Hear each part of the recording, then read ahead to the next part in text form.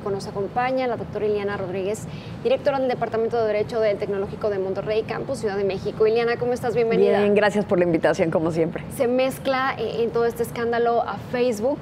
¿Tendríamos que tener una alerta aquí en México?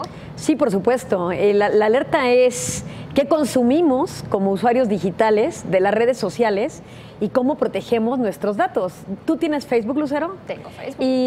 ¿Y tú crees que la empresa está obligada a cuidar tus datos? Pues ¿O tú eres la que los tiene que cuidar? Ya vimos, creo que se les puede ir de las manos, ¿no? Hay una corresponsabilidad. Cuando tú pagas una cuota por el uso de una red específica, esta va a proteger tus datos sin duda porque tiene temor a que la demandes. Okay. Pero si no pagas ni un centavo como es Facebook, en realidad la red puede deslindarse y decir, yo no tengo por qué proteger los datos del usuario. El usuario es responsable de su propia información, que revela y que no.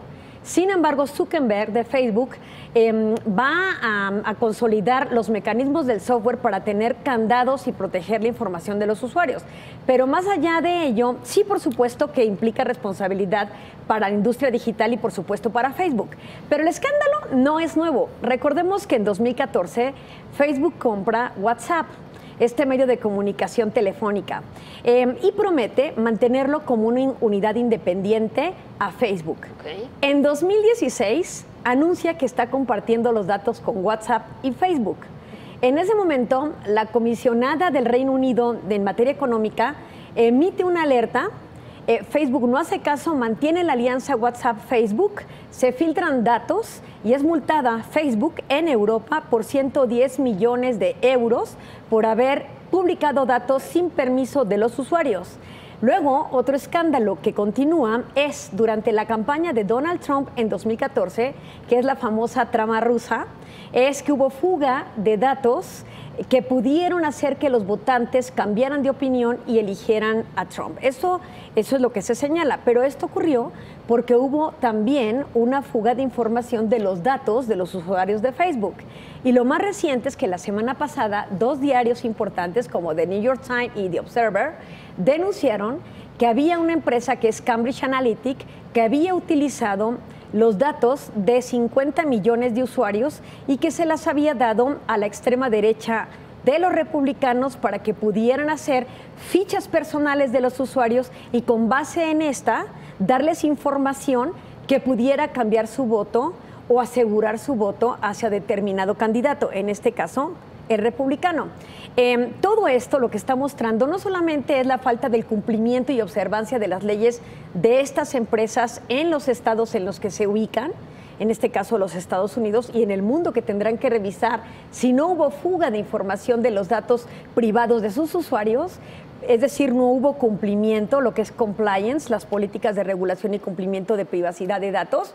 Y la otra, la exposición de la ética de las mismas corporaciones, más allá de lo legal, que no preservan los datos con seguridad de los usuarios. Y una vez más, el usuario expuesto tiene que cuidar su información en tanto no existan los mecanismos de protección y los estados reaccionar a la sanción correspondiente por la publicación de estos datos sin el consentimiento del usuario. En Estados Unidos ya están habiendo, particularmente en Massachusetts, lo que son acciones colectivas, que son demandas colectivas en contra de Facebook por este tipo de situaciones. En la mañana leía una nota en donde una residente de Maryland ya había interpuesto una demanda contra Facebook por esta fuga de información. ¿Procede en este caso?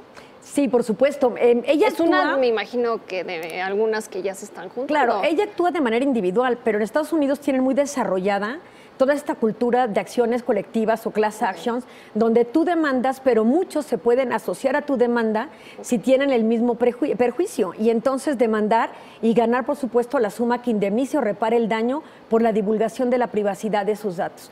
En México también tenemos acciones colectivas en materia económica, entonces en México también podrían estar haciendo este tipo de acciones si es que alguien quiere enarbolarlas. Seguramente más de un despacho estará analizando el caso para ver si hubo datos que llegasen a las manos de alguno de los partidos políticos a través de algún tipo de empresa, la misma empresa Cambridge Analytics. Ya decías la nota que pasabas en un inicio, que el presidente del INE, el consejero presidente ha dicho que no hay esto, pero bueno, hay que ver el proceso, lo subsecuente y ver si no hay una participación que incida en el electorado en la siguiente jornada. ¿Con qué acciones se podría blindar México para evitar un caso así en este verano? Bueno, nosotros sí terminamos ya también, aunque es incipiente, pero ya hay toda una legislación en torno a data privacy o lo que es la protección de datos privados.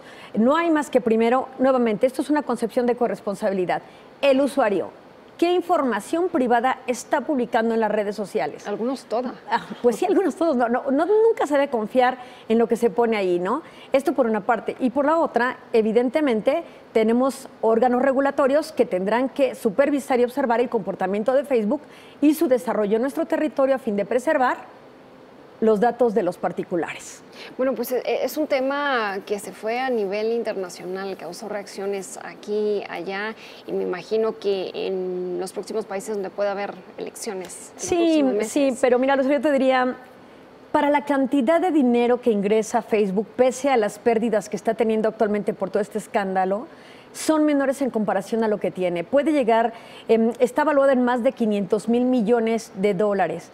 Y entonces, por ejemplo, si la Unión Europea la sanciona con 110 millones de euros, realmente es como quitarle un cabello a Facebook. Es que leí ayer que perdió en un día, creo, el valor que tiene Walmart México. Exactamente, pero no es tan crítico para la empresa. Exacto, para la empresa no lo es. Sigue teniendo cada vez más usuarios, sigue generando negocios a la luz de la red.